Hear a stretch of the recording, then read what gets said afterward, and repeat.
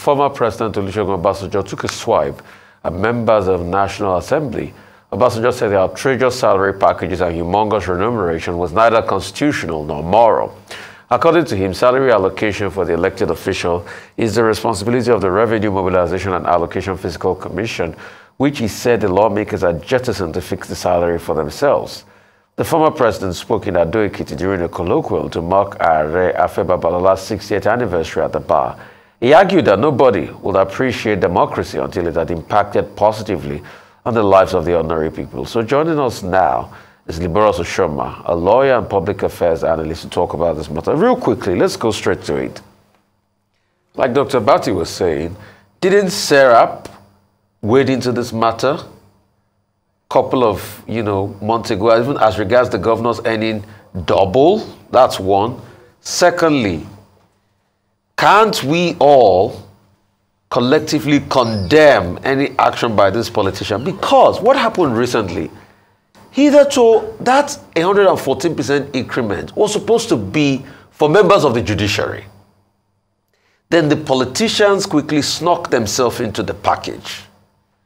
You see, Rufai, let's start from the baseline, because Obasanjo talked about the Constitution, so that people will truly understand that usurpation of the Constitution is real here. If you look at paragraph 32 of the third schedule that established the Revenue Mobilization and Fiscal Commission, it also spells out its functions. And one of them, if you go to paragraph D, determine the remuneration appropriate for political office holder, including the president, vice president, governor, deputy governors, ministers, commissioners, special advisors, legislators, and the holders of the office mentioned in section 84 and 124 of the Constitution, and discharge other functions conferred on the commission. So you find out that, but a situation where National Assembly members now completely jettison this and say because you are a distinct body, agency, arm of government, and so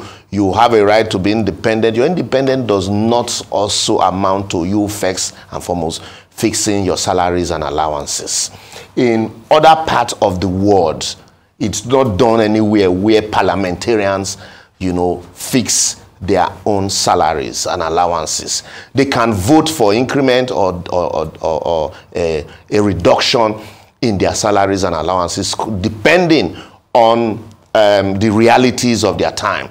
But here, you find out that we are all culpable in this, Rufai, everybody, including the followers. Because if you visit a traditional constituency office daily, if you see the number of people that go there to collect allowances also for problem solving, you will marvel.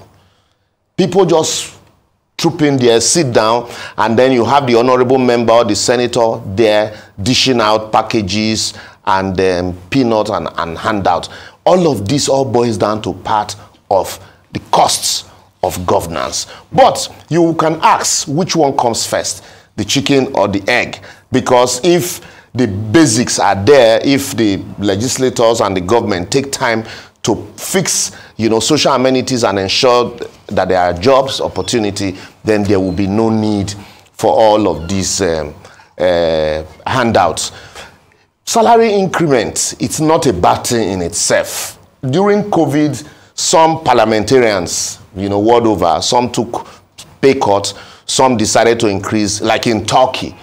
They increased the allowances because of the challenging times. Even though it was criticized.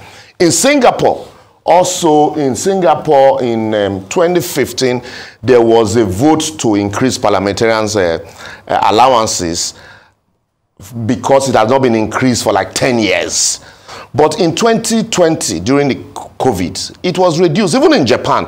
In America voted to increase parliamentarians' allowances, salaries and allowances in I think 2010, 2009. In 2010, they voted to a reduction of the allowances. And so you see it's not a bad thing to vote to increase allowances, but considering the reality of our time, if you a study of about 32 countries across the world, Europe, America, and Britain, Nigeria, apart from Singapore, Nigeria is the highest earning, and Nigeria has the highest earning lawmakers with an average of about $479,000 annually. Salaries and allowances, newspaper allowances, and the rest. Just next to that of Singapore. And if you look at the GDP and the economy of Singapore, you can't be comparing it to Nigeria, where you have about 60% of the population in less than $1 a day. Japan has one of the lowest, about $9,000, salaries annually. India has about $15,000 monthly. China, that voted for an increase, that's about 62% rise in 2015, has about 1,635, salaries monthly, and was reduced during COVID. So even in Turkey, it's not as high as that of Nigeria. So it will be disheartening and outrageous display of irresponsibility for anybody at this time to even consider a pay rise for a lawmaker. Okay, let me ask you. I think, was it 2 years ago that somebody took the matter of the National Assembly members fixing their own allowances to court? 2 prayers.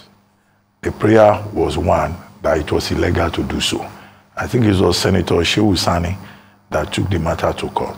And then the judge, the presiding judge, Justice Obiozor, ruled that it was illegal to do so. So, to that extent, President Obasanjo was stating the right thing. Yes. But in that suit, the second thing was that all the fat allowances that they have fixed for themselves and collected, that the court should rule that they should make a refund.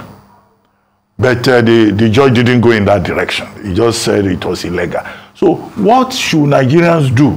Should somebody stand up now and go again and take up that matter and ask that all these lawmakers, the allowances that they have fixed for themselves, both serving and retired senators, should return the money?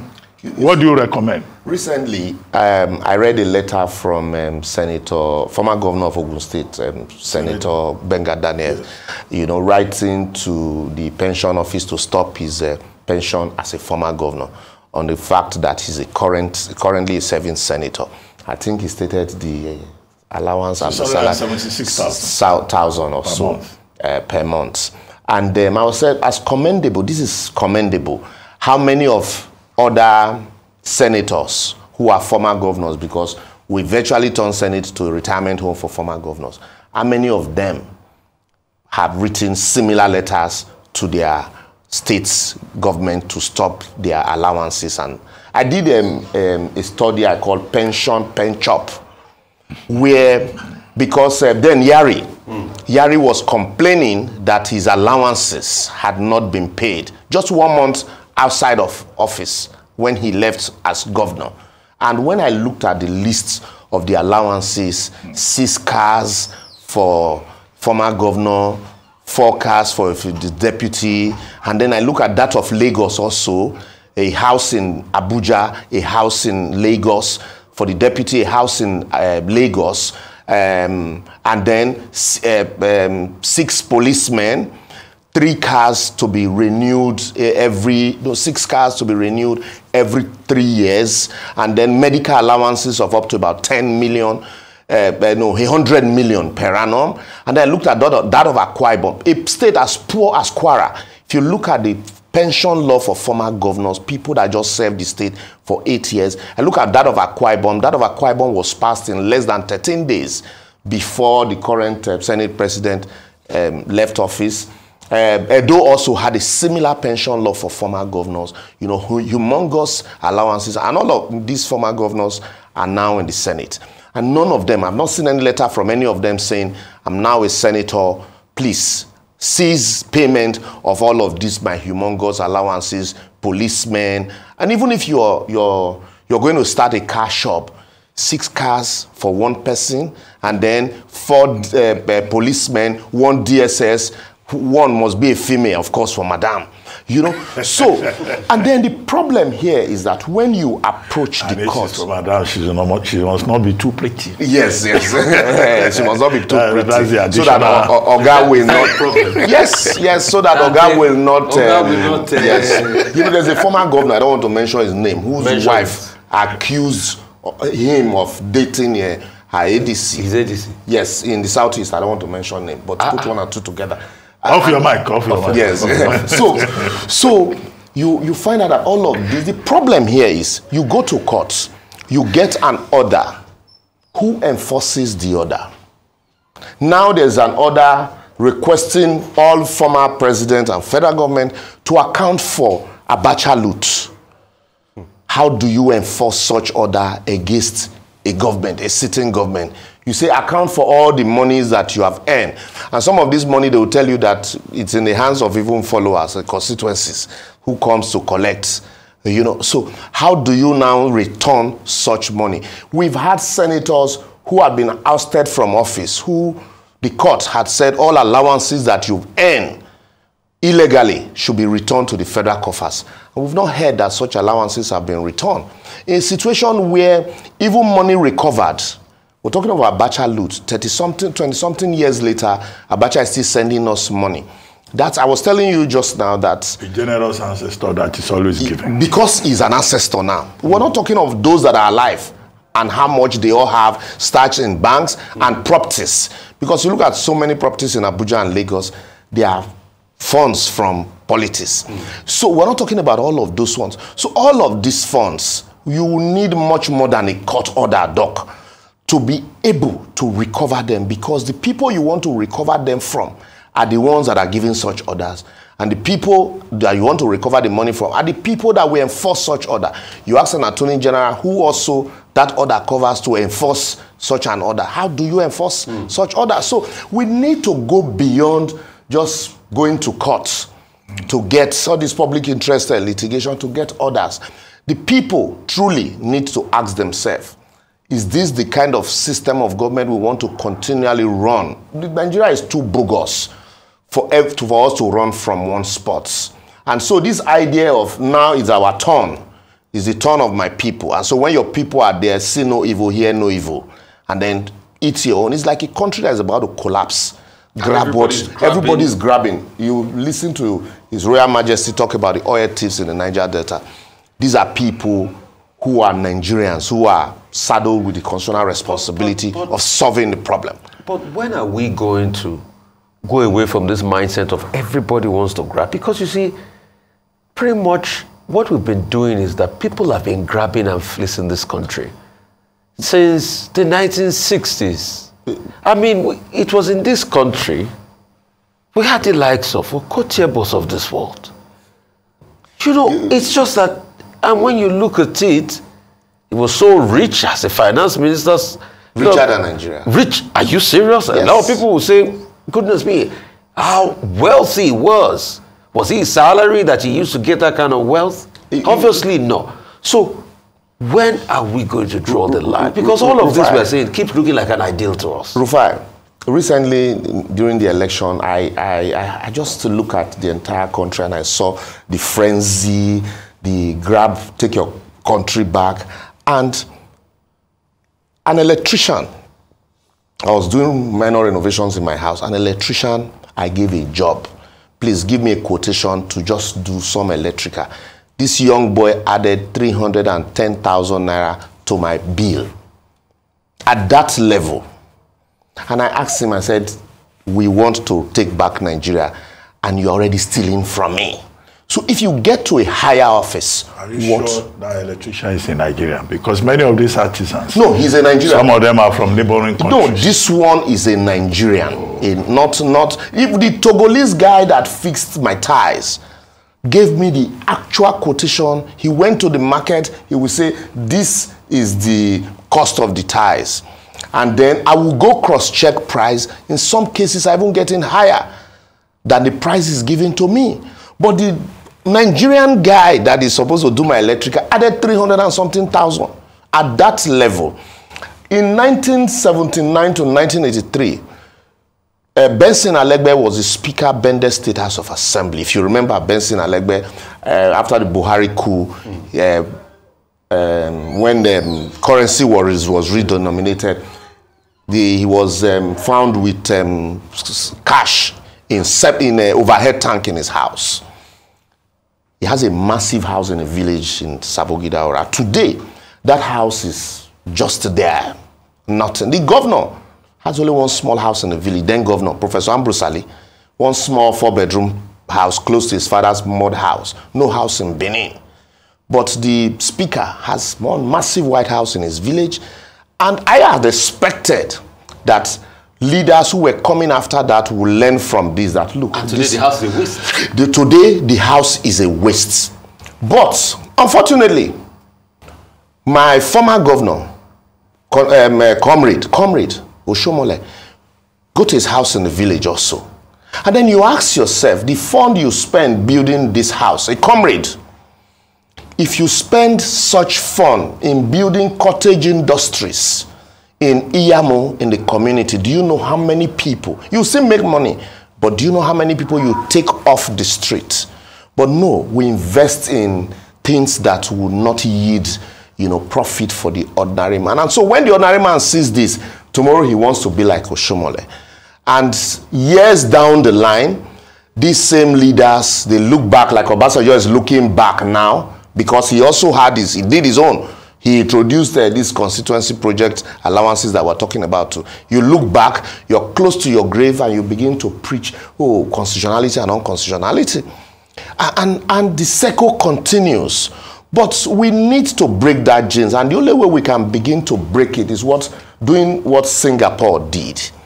You need to begin to look at the quality of people you elect to lead you, not just the anyhow people. What are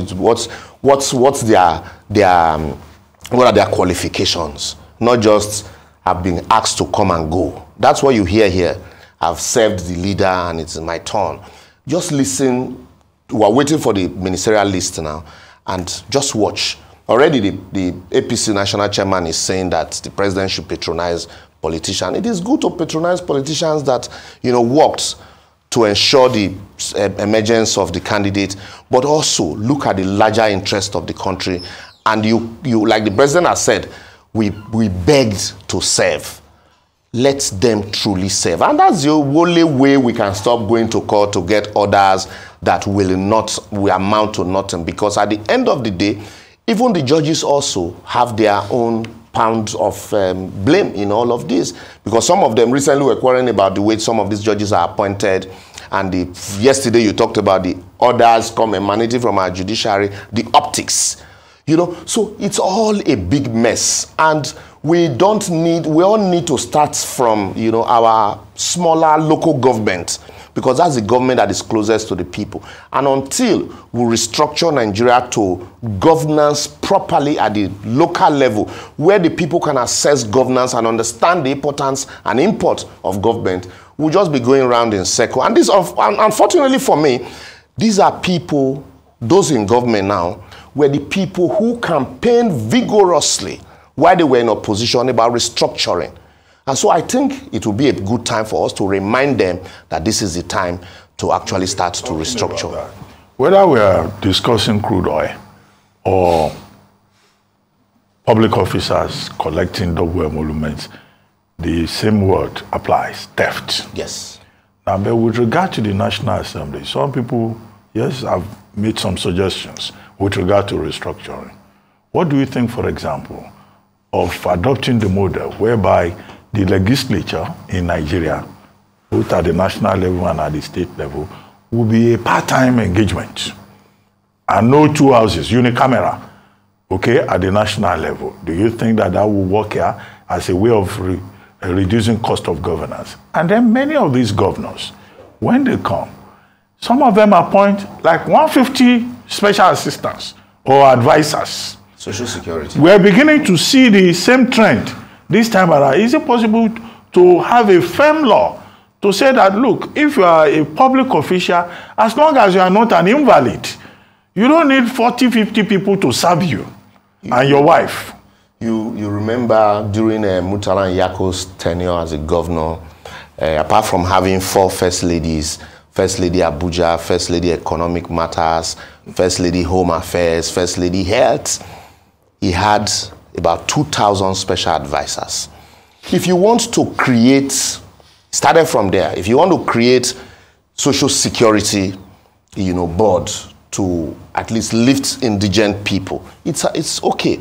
But to now create offices that do not exist, even at the local level, it's nowhere, even though there's no limit to the number, but we should have it in the Constitution that special advisors should be for specific purposes and specific numbers, because we're talking about cost of governance.